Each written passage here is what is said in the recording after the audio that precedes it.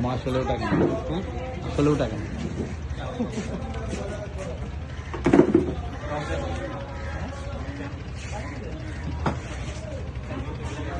আমরা আসছিলাম এখানে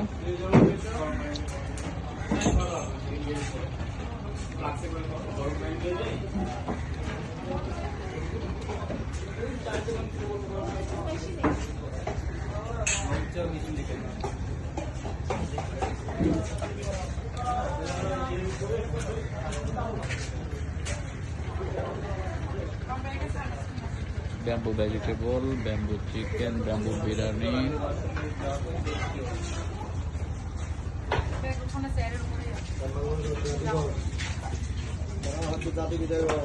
এটা হচ্ছে রেস্টুরেন্টের চার স্টল।